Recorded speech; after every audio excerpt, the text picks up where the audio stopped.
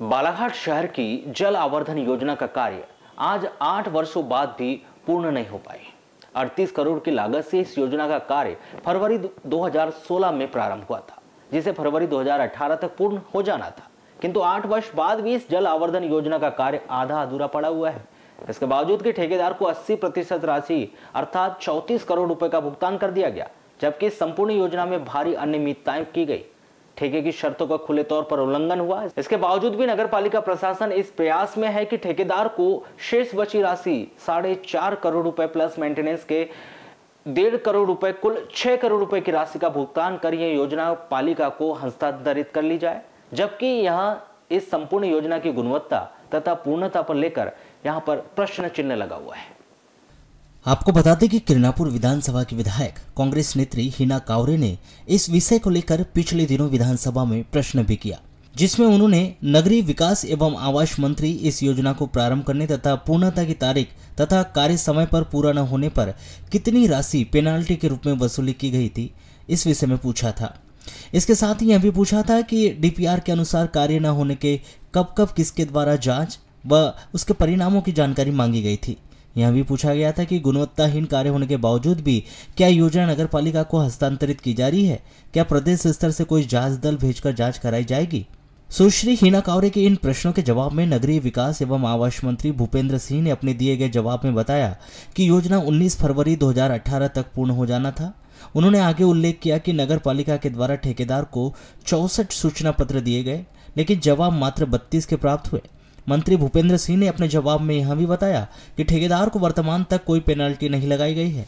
मंत्री के द्वारा दिए गए जवाब में योजना के कार्यों की गुणवत्ता व भौतिक सत्यापन के लिए कलेक्टर के द्वारा वार्डवार तकनीकी दल गठित किया गया था। जांच प्रतिवेदन पर संभागीय अधीक्षण यंत्री से प्रतिवेदन मांगा गया है। अब यह सवाल उठता है कि योजना का कार्य 2 वर्ष अर्थात फरवरी 2018 को पूरा हो जाना था, लेकिन 2023 में भी इस योजना का कार्य पूर्ण नहीं हुआ है। 5 वर्ष से अधिक हो जाने के बावजूद भी ठेकेदार पर कोई पेनाल्टी नहीं लगाई गई, जबकि नियम के अनुसार प्रति सप्ताह के हिसाब से पेनाल्टी लगाई जानी थी। तो इसमें क्या कारण है जो ठेकेदार को राहत दी गई, यह भी जांच का विषय है। शहर में जो पाइपलाइन बिछाई गई है वह ठेके की गाइडलाइन के अनुसार नहीं डाली गई। पाइपलाइन जमीनी सतह से 3 फीट नीचे डाली जानी थी, जो मात्र 1 से 1.5 फीट तक नीचे ही डाली गई, जिसके कारण आए दिन पाइपलाइन में टूट फूट होती ही रहती है। शहर में कहीं कहीं तो यह भी देखने में आया है कि नई पाइपलाइन को पुरानी पाइपलाइन में ही जोड़कर लाइन को आगे बढ़ा दिया गया। हमारे सूत्र बताते हैं कि डीपीआर के अनुसार जितने किलोमीटर की पाइपलाइन डलनी थी उतनी नहीं डाली गई। शहर के अभी ऐसे अनेक क्षेत्र है जहाँ की आबादी के लिए अभी भी पाइपलाइन नहीं डल पाई।